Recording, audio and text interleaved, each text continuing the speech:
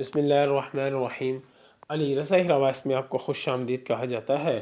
رب ارحمہما کما ربیانی صغیرا، اے میرے رب میرے ماں باپ پر اس طرح رحم فرما جس طرح انہوں نے بچپن میں مجھ پر کیا تھا۔ درزیوں کی چوری۔ مولانا رومی فرماتے ہیں کہ ایک شریں زباں آدمی رات کو دوستوں کی محفل میں بیٹھ کر درزیوں کے بارے میں مزیدار قصے سنا رہا تھا۔ داستان کو اتنی معلومات رکھتا تھا کہ باقاعدہ اچھا خاصا درزی نامہ مرتب ہو سکتا تھا۔ جب اس آدمی نے درزیوں کی چوری اور مکاری سے گاہکوں کا کپڑا غائب کر دینے کے ان گنت قصے بیان کر ڈالے، تب سننے والوں میں ایک ملک خطا کا ایک ترک جسے اپنی دانش و ذہانت پر بڑا ناز تھا، کہنے لگا، اس علاقے میں سب سے گرو درزی کون سا ہے؟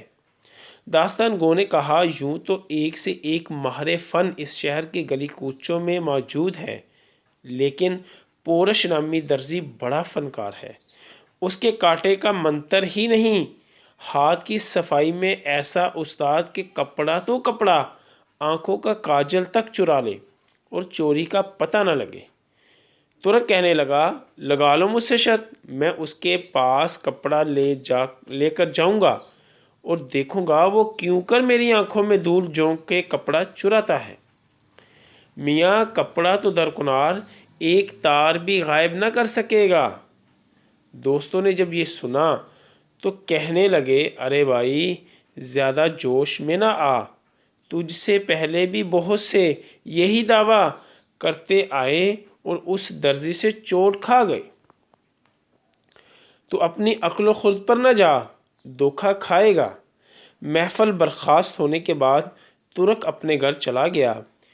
اس بیچ و تاب اور فکر و اضطراب میں ساری رات گزاری۔ صبح ہوتے ہی قیمتی اطلس کا کپڑا لیا اور پورش درزی کا نام پوچھتا پوچھتا اس کی دکان پر پہنچ گیا۔ درزی اس ترک گاہک کو دیکھتے ہی نہایت ادب سے کھڑا ہو کر تسلیمات بجا لایا۔ درزی نے خوش اخلاق و تعظیم و کریم کا ایسا مظاہرہ کیا کہ ترک بے حد متاثر ہوا اور دل میں کہنے لگا، یہ شخص تو بظاہر ایسا عیار اور دغا باز نظر نہیں آتا، لوگ بھی خواہ مخواہ رائی کا پہاڑ بنا دیتے ہیں۔ اور یہ سوچ کر قیمتی اطلس درزی کے آگے دھر دی اور کہنے لگا، اس اطلس کی کباہ مجھے سی دے۔ درزی نے دونوں ہاتھ ادب سے اپنے سینے پر باندھے اور کہنے لگا، حضور کباہ ایسی سیوں گا جو نہ صرف آپ کے جسم پر زیب دے گی بلکہ دنیا دیکھے گی۔ اس نے کپڑا گز سے ناپا، پھر کاٹنے کے لیے جا بجا اس پر نشان لگانے لگا اور ساتھ ہی ساتھ ادھر ادھر کی پرلطف قصے چھیڑ دیے۔ ہنستے ہنسانے کی باتیں ہوئیں جن میں ترک کو بے حد دلچسپی ہو گئی۔ جب درزی نے اس کی دلچسپی دیکھی تو ایک مزاحیہ لطیفہ سنایا، جسے سن کر ترک ہنسنے لگا اور اس کی چندی چندی آنکھیں اور بھی مچ گئیں۔ درزی نے جھٹ پٹ کپڑا کاٹا اور ران تلے ایسا دبایا کہ سوائے خدا کی ذات کے کوئی اور نہ دیکھ سکا۔ غرض اس پرلطف داستان سرائی میں ترک اپنا اصل مقصد اور دعویٰ فراموش کر بیٹھا۔ کدھر کی اطلس، کہاں کی شرط، ہنسی مذاق میں سب سے غافل ہو گیا۔ ترک درزی سے کہنے لگا، ایسی ہی مزیدار کوئی اور بات سناؤ۔ درزی نے پھر چرب زبانی کا مظاہرہ کیا۔ ترک اتنا ہنسا کہ اس کی آنکھیں بالکل بند ہو گئیں۔ ہوش و حواس رخصت، عقل و خرد الوداع۔ اس مرتبہ درزی نے پھر کپڑا کاٹ کر ران تلے دبا لیا۔ ترک نے چوتھی بار مذاق کا تقاضا کیا تو درزی کو کچھ حیا آ گئی اور کہنے لگا، مزید تقاضا نہ کر، اگر ہنسی کی اور بات کہوں گا تو تیری کباہ تنگ ہو جائے گی۔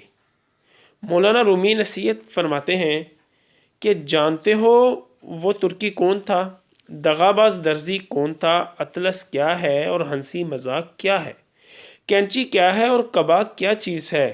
سنو، وہ غافل ترک تیری ذات ہے جسے اپنی عقل و خود پر بڑا بھروسہ ہے وہ عیار دھوکہ باز درزی یہ دنیا فانی ہے، ہنسی مذاق نفسیاتی جذبات ہیں، تیری عمر اطلس پر دن رات درزی کی کینچی کی مانند چل رہی ہے، دل لگی کا شوق تیری غفلت ہے، اطلس کی قبا تجھے بلائی اور نیکی کے لیے سلوائی تھی، اور وہ فضول مذاق اور کم کہکہوں میں تباہ و برباد ہو گئی ہے۔